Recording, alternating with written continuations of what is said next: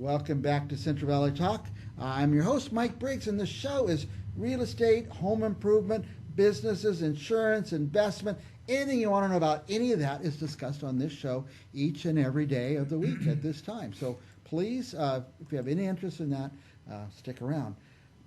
Have you ever tried to sell a business or buy a business? I've learned it's a very technical and hard thing to do. We've asked an expert to come on our show today and talk to us about that. Our guest is Rodney Holt. Welcome, Rod. Thank you, Mike. Now, TransWorld Business Brokers. Yes. That's a big company. International. And you have your part of it here in town. A franchise is out of Modesto, Okay. and they own the territory from Sacramento to Bakersfield. I was going to say, you don't just do Fresno. You're the whole, from Sacramento all the way down to Kern County. We do. Actually, we do stuff throughout the state of California. Yeah. Now, I told you before we came on the air, I'm a real estate broker, and we think we know everything as brokers, real estate brokers. But there's a lot that goes into selling a business. Totally different concept. Yeah. One thing, it has a value. Another thing where we always get stuck, it may have some inventory. Mm-hmm. And I've seen this happen before where somebody buys a business and they buy a liquor store and the shelves are full and they come and they get their keys and they go in the store and the shelves are empty, things like that. So Yes. those are things that all have to be worked out to the most minute detail. They do. Yeah. The contracts are very, very detailed. Yeah. And you know how to do that. That's the difference. Yes. You know how to evaluate the value and the stock, if there's stock. Right. Is that very common that you have help with a business that has some sort of stock? Yeah, it's either a stock sale or an asset sale. Okay. So you either buy the stock of the corporation that's selling the business, or you buy the business inside the corporation. Doesn't have to necessarily be as a corporation, but it could be a partnership, it could be an LLC, it could be, a proprietorship, all of those things.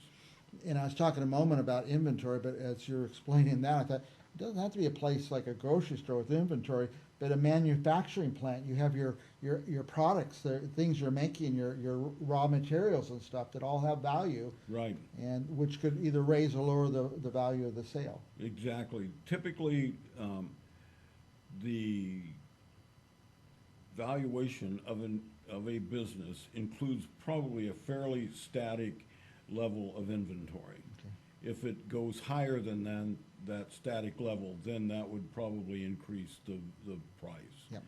And when you negotiate for that, you're going to negotiate that the inventory stays at a specific level. So to give your illustration of, you go in and you look at the inventory at the beginning of the time, and then when you finally get the business and there's not much inventory, you got to be able to state specifically how much inventory should be on the shelf.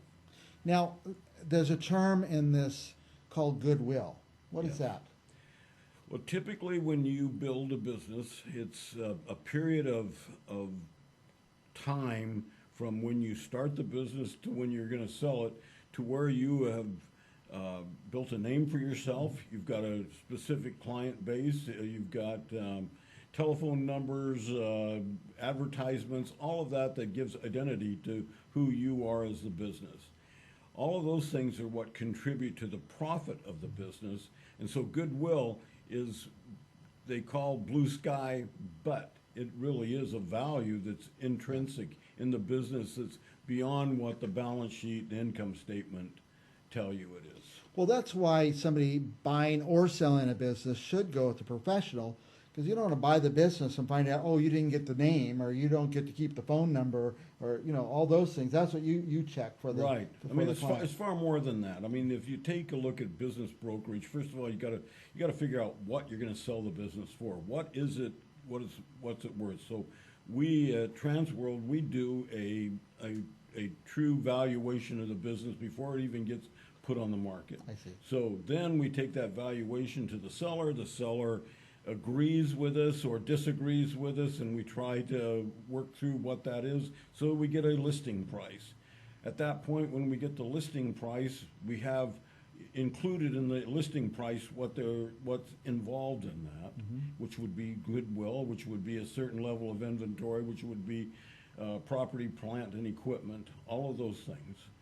And that's included in the listing price. And when you go to that level of preparation, then typically you don't necessarily have to negotiate too much of the price. Right. Because you know what it's worth. It's right there. That's what it's worth. You So find the then true value. The next step after that is you go and you get a listing price, then you develop a marketing plan for it, you put it on the boy. marketing plan, but also coming along with it is financing.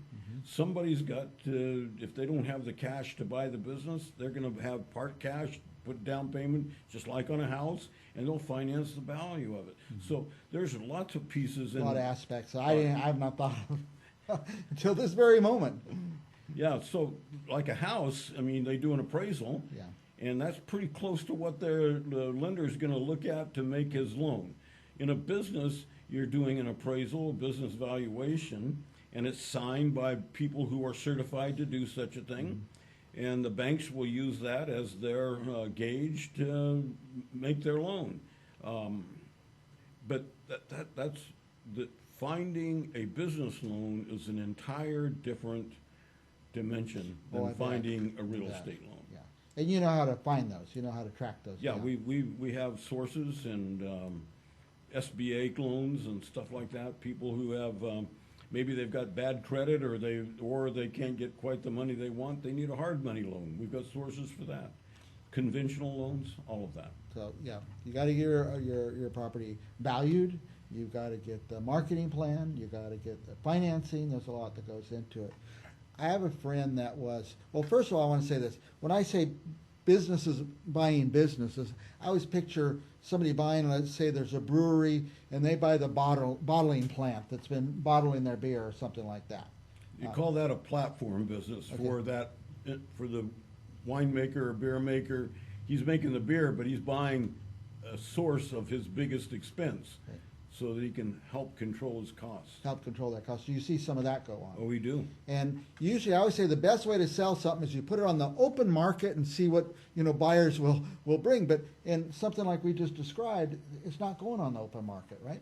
It will go on the open market, but it'll not be divulged as to who Who's the doing business it, is. I mean, that's the one big difference in real estate and business brokerage. You got confidentiality. As a real estate agent, I can be an agent. I don't have to disclose the seller. I can disclose the terms and so forth, but at a certain point, you then have to disclose that. But we always get forms so that anybody who is going to get information about the business and get the name of the business is swearing to They the need to fact. sign. Sign off that, hey, all I'm gonna do is use that information to make my decision. I won't disclose that to anybody but maybe my accountant and my attorney. Now, in the case I described, say a brewer or a winemaker buying the bottler, should you still use a broker for that? Absolutely. Yeah, because the broker's going to do that due diligence and Yeah. help you work through the value. Right. And here's another example. I knew a guy. He was got out of the Army. He retired, but he's young, like 40 years old. Yeah, And he's, I'm going to buy a business. He bought a franchise of one of these quickie print type of places.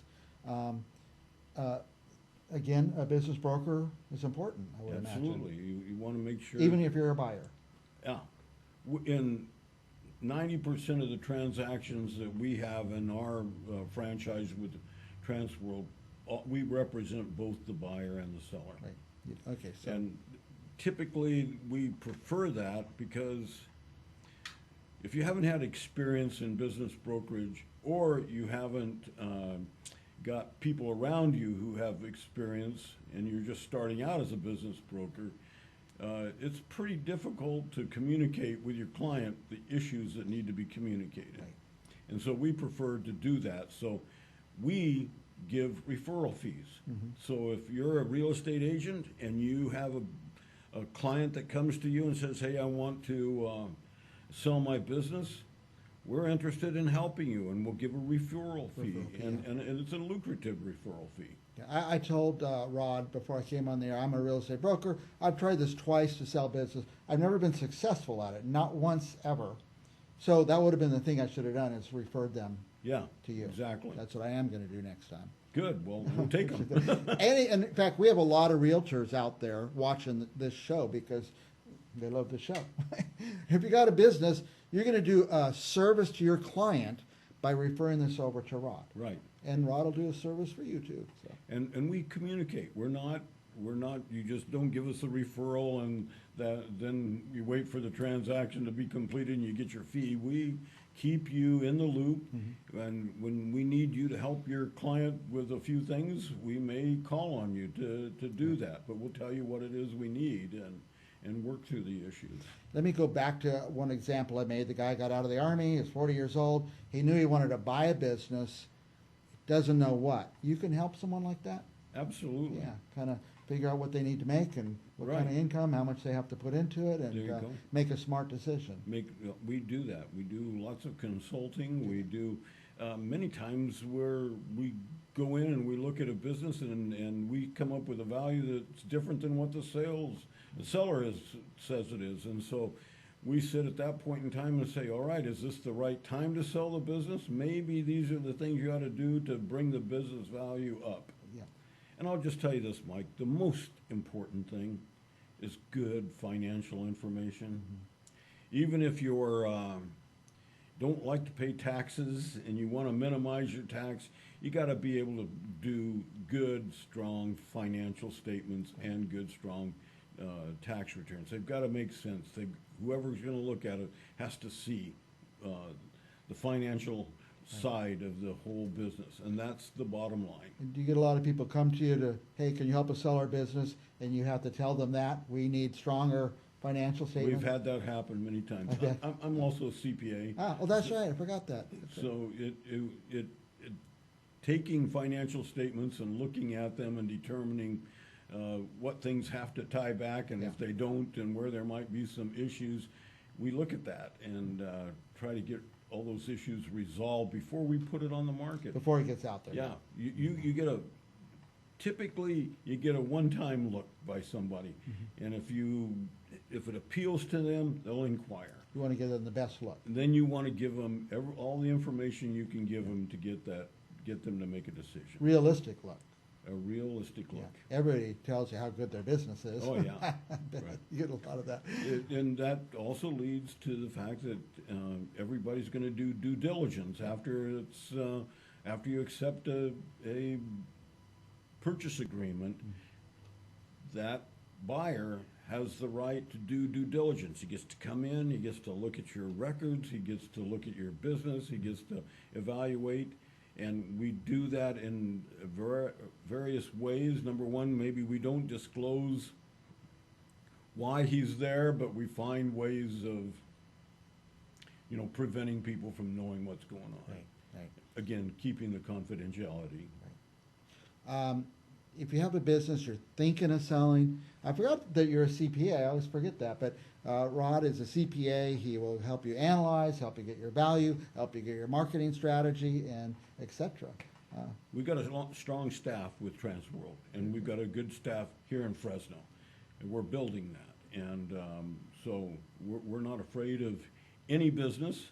We're not afraid of any size of a business. Typically, we like something that's probably, 50 to 100 million, no more than 100 million, but probably most of our businesses are in the $5 to $10 million mm-hmm. range, and we do stuff that's even 500,000. Okay. We do charge a minimum fee, mm-hmm. and so if you're going to sell your business, it's got to make sense to you because we got a minimum fee that we have to cover. Very good. Rod, I love having you on because I get to answer all these questions for free. And probably you don't mind people calling and asking questions? Please call. Yeah. And anything else our viewers need to know? Well, selling your business is not as quick as selling a house sometimes. Right. You got to go through the process, and it takes lenders a period of time to go through all of your information and make up their mind. It's not a quick sale. So you got to look at probably one, from the moment you sign the listing agreement to the time that it gets sold, is probably between a year and 18 months 18 before. months, yeah. So you got to look at it. Don't put yourself in a compromising situation. Sometimes people have health issues and Yeah. they got to get rid of it for a health reason. Well, unfortunately, that happens, and we're happy to do that, happy to get that done. But if you're thinking of selling, you need to prepare for it. Be ready for it. Yeah, it's So not a before, quick sale. maybe before they even get to you, they need to have been getting things tidied up and ready to go. Absolutely. And, yeah. Our guest is Rod Holt. By the way, you can call him at 559-859-5759.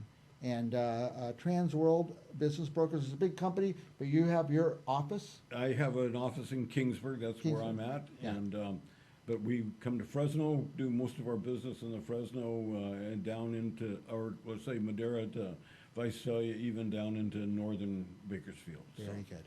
We will be back. By the way, if you didn't write down Rod's number, I'm going to keep it on my desk. Call us here at Central Valley Talk. I'll put you right in touch with Rod. We'll be back with more Central Valley Talk right after this.